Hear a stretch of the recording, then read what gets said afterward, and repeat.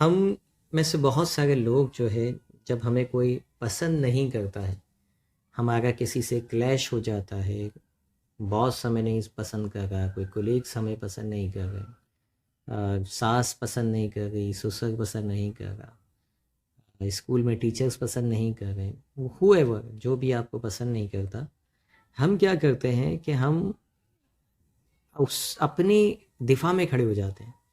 हम फ़ौरन जो है वो अपनी सफाइयाँ पेश करने लग जाते हैं।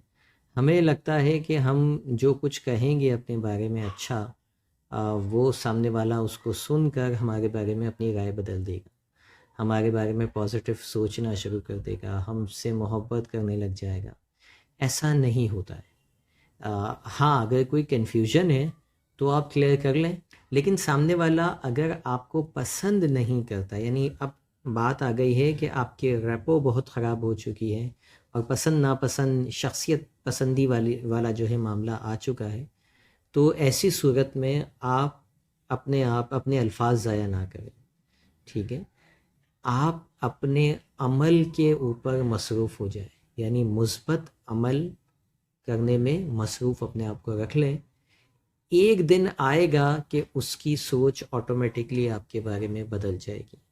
ठीक है, शर्त ये है कि आप उसके बारे में दो काम करते हैं हम, या तो हम अपने दिफा में खड़े हो जाते हैं, या हम भी सामने वाले से नफ़रत करना स्टार्ट कर देते हैं। यानी जिस मकाम पर वो है, जिस जगह वो खड़ा हुआ है, हम भी सेम उसी जगह पर खड़े हो जाते हैं, उसी लेवल पे चले जाते हैं, बल्कि जितनी नफ़रत वो करता है हम उससे डबल शो करने लग जाते हैं। फिर जितना वो नफ़रत की आग में जल रहा होगा, आप उससे ज़्यादा डबल जल रहे होंगे। वो शायद इतने नेगेटिव इश्यूज उसके अंदर पैदा ना हो जितने आप अपने जहन में पैदा कर लें। तो ऐसे लोगों से, ऐसे लोगों की नफ़रतों से, देखिए, आप ऐसा हो नहीं सकता कि लोग आपसे नफ़रत ना करें, ऐसा हो नहीं सकता कि आप दुनिया के सारे लोगों को जो है वो खुश कर दें। लाजमी अल्लाह के हबीब सल्लल्लाहु अलैहि वसल्लम से ज़्यादा परफेक्ट दुनिया में कोई नहीं हो। ठीक है, लेकिन रसूल अकरम सल्लल्लाहु अलैहि वसल्लम से नफ़रत करने वाले कल भी थे, आज भी हैं और आगे भी होंगे। ठीक है, तो आप और मैं तो किसी खेत की मूली, हम क्या जो है वो हैं। ठीक है, तो इंसानी नफ्सियात ही ऐसी है कि वो कुछ लोगों को पसंद करती है, कुछ को पसंद नहीं करती, किसी की बात उसको अच्छी लगती है, किसी की बात अच्छी नहीं लगती।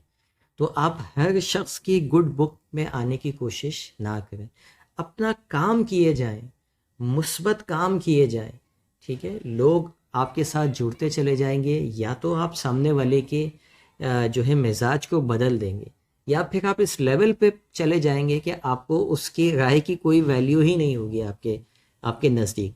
देखिए, इस्लाम जब फैला था ना, तो बहुत सारे लोग ये समझते हैं कि इस्लाम जो है वो तलवार की नोक पे फैला है।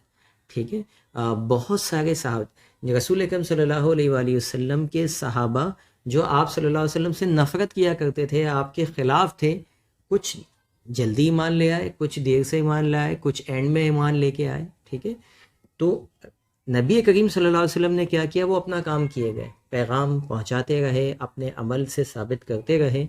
लोग आहिस्ता आहिस्ता, कोई 1 साल बाद, कोई 6 साल बाद, कोई 10 साल बाद, वो आपका गर्विदा होता चला गया। कुछ लोग फ़तेह मक्का पे ईमान लेके आए। अपना अमल किए जाए। हाँ, शर्त यही है कि उस शख्स के बारे में ना मनफी ना सोचिए, उस शख्स को कोई नुकसान ना पहुंचाइए, उससे कोई जवाबी कार्रवाई ना कीजिए, वरना आप में और उसमें फ़र्क में जो है वो वाज़े नहीं रहेगा। अपनी और उसकी तरबियत में फ़र्क को वाज़े रहने दें, अपनी और उसकी ज़हनियत में फ़र्क को वाज़े रहने दें, अपने और उसके अमल में फ़र्क को वाज़े रहने दें। लेकिन अगर आप भी उसी की तरह हो जाते हैं तो फिर सब बराबर हो गया ना, दोनों गुनाहगार हैं फिर।